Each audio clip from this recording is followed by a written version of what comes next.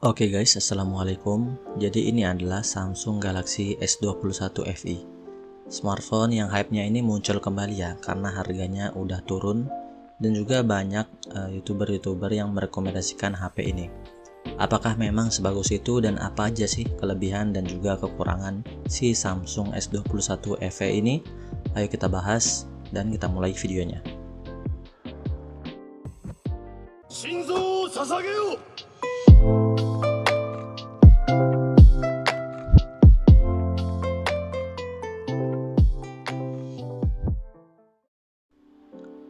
Jadi Samsung S21 FE ini harganya udah turun banget ya, dimana awal launching kemarin itu hampir 10 juta kurang 1000 untuk yang varian 8256 nya, dan sekarang harga barunya itu udah nyentuh di angka 8 jutaan.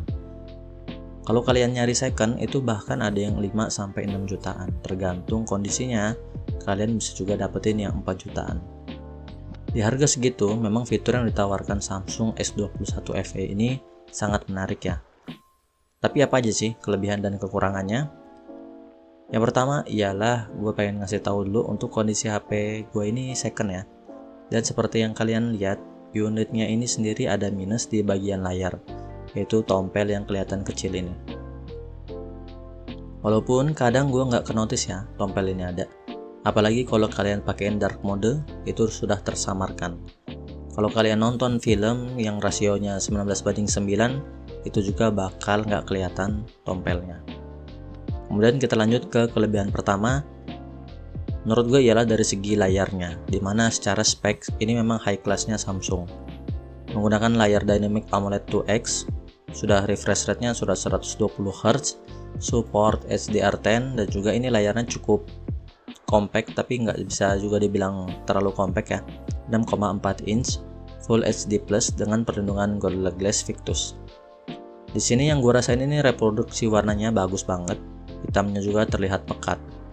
Apalagi kalau dikombinasiin dengan stereo speakernya ini yang udah ada Dolby Atmos-nya.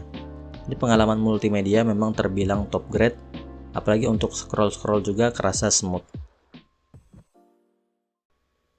Kemudian kita lanjut ke sektor keduanya, yaitu sektor kamera.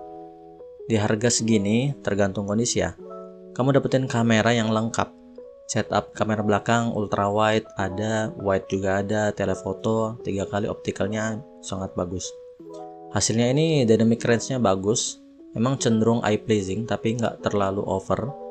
Untuk ultra wide-nya terbilang lebar ya di 0,5. Distorsinya kerasa tapi karena memang 0,5 ini sangat-sangat ultra wide ya bisa dibilang.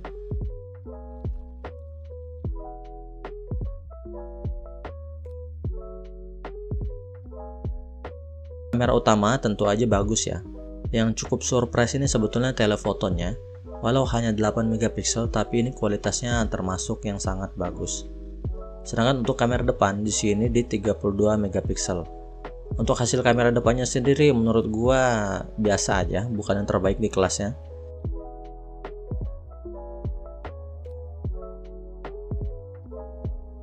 Kemudian kita lanjut ke sektor bagian videografinya. Memang Samsung ini kerasa superior ya untuk seri Galaxy S21 FE ini. Lensa utamanya bisa 4K 60 fps dan ini stabil. Walau di viewfinder itu rata-rata nggak stabil ya untuk resolusinya, tapi setelah selesai merekam itu memang stabil. Sedangkan untuk pindah-pindah lensa itu bisa diturunin di 4K 30 fps. Itu ketiga lensanya bisa berfungsi, ultrawide, telefotonya bisa. Oke, jadi ini kamera depannya Full HD 60 fps.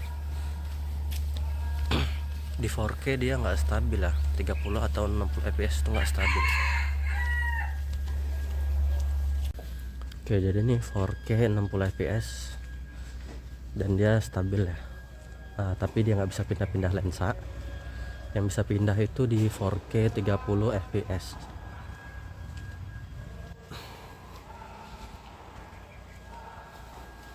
Oke, jadi ini 4K 30 fps.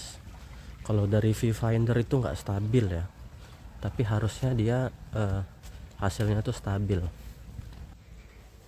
karena 60 fps nya aja stabil gitu.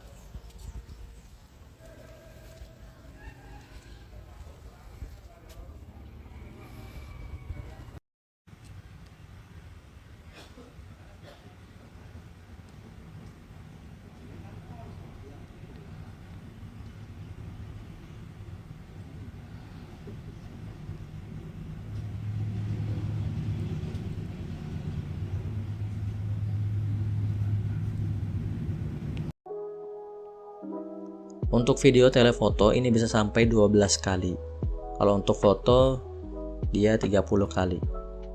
Kemudian saat merekam video ini yang cukup menarik ini, di sini bisa pindah-pindah ya, kamera depan, kamera belakang. Tapi ingat ya, kamera depan ini stabil hanya di Full HD 60 fps. Kalau udah masuk ke 4K dia bakal kerasa kurang stabil untuk videonya. Kemudian kelebihan ketiga ialah update softwarenya. Jadi HP ini udah dapat update di One UI 5.1 berbasis Android 13. Dan setahu gue ya, dijanjiin bakal update sampai Android 16. Jadi masih panjang banget untuk update dari Samsung S21 FE ini. Kemudian kelebihan selanjutnya ialah di sektor lain seperti fitur-fitur HP ini. Dimana untuk keamanan ini udah ada Face ID-nya yang terbilang cepat. Untuk fingerprint juga sudah di dalam layar, ini akurasinya cukup bagus, walau nggak bisa dibilang terlalu cepat, atau ya biasa aja lah untuk fingerprintnya. Kemudian haptic feedbacknya di HP ini cukup bagus ya. Kemudian ada NFC, ada fitur lain seperti Samsung DeX, walau gue sendiri belum kepake fitur ini. Kemudian ada fitur wireless charging ataupun reverse wireless charger. Ini ada di HP ini, jadi terbilang lengkap untuk fitur-fiturnya. Hanya nggak ada lubang jack aja sih HP ini. Tapi ini wajar ya, karena udah masuk ke kelas flagship killer itu memang rata-rata udah dihilangin untuk headphone jack. Nah, setelah beberapa kelebihan sebelumnya, kini gue bakal bahas untuk hal-hal yang menjadi kekurangan. Ini menurut gue.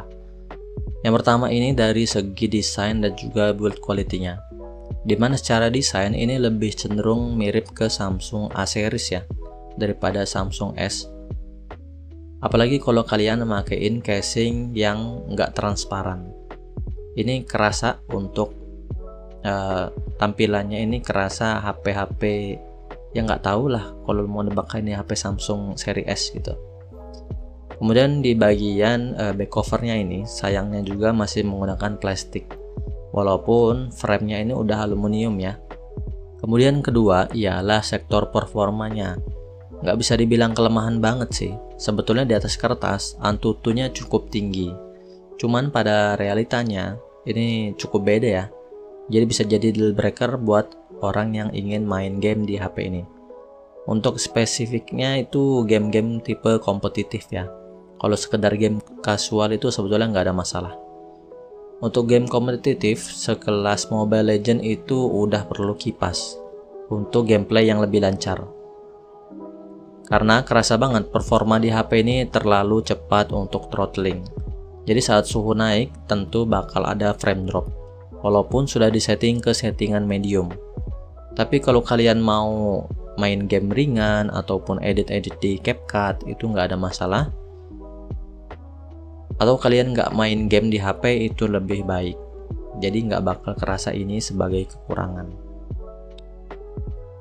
Kemudian kekurangan selanjutnya ialah di sektor baterai. Kapasitasnya ini cukup lumayan ya, 4500 mAh. Sebetulnya masih bisa dipakein satu harian penuh. Tapi SOT yang gue dapet itu terbaik hanya di angka 5 jam aja. Dan itu kebanyakan memakai WiFi.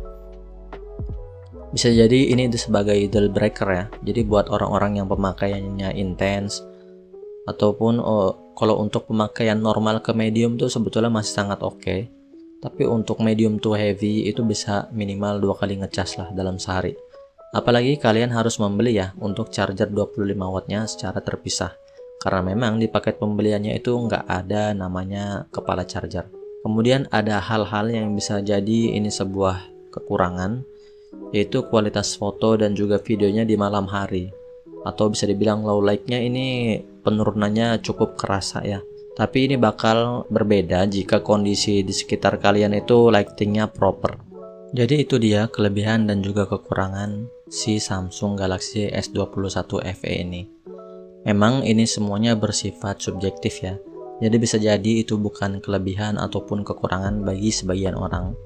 Tapi kesimpulan yang gue dapat sebetulnya HP ini memang patut untuk direkomendasikan untuk pemakaian casual non-gaming ataupun hanya sekedar game-game ringan. Dan juga orang-orang yang butuh kamera bagus serta lensa yang lengkap, ada ultrawide dan juga telefotonya. Untuk pemakaian jangka panjang juga ini cukup gue rekomendasikan karena update softwarenya yang masih sangat lama, kemudian sudah support 5G. Sekian videonya, gue Iqbal pamit. Wassalamualaikum.